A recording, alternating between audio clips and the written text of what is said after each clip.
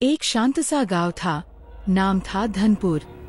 पहाड़ियों के बीच बसा हुआ, हरियाली से ढका हुआ, लेकिन इसके बीच छुपा था एक रहस्य, एक डरावना सच।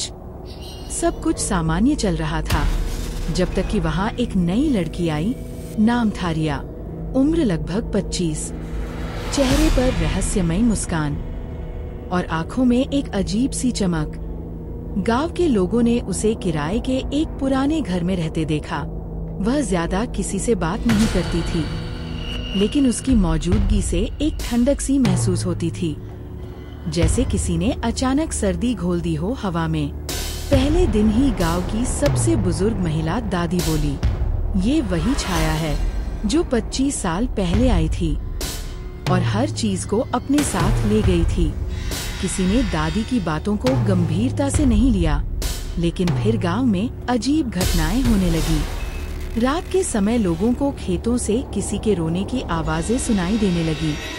कभी कभी कोई परछाई बिजली के खंभों के पास खड़ी दिखती, और जब कोई पास जाता कुछ भी नहीं होता। अर्जुन, गांव का एक साहसी नौजवान, इन घटनाओं पर नजर रखने लगा। एक दिन उसने रिया से पूछा, तुम कौन हो और ये सब क्या हो रहा है?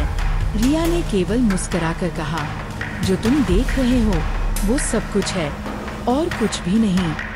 तभी गांव में आता है विक्रम, जो खुद को रिया का भाई बताता है, लेकिन वो डर में डूबा होता है। रिया अब वैसी नहीं रही।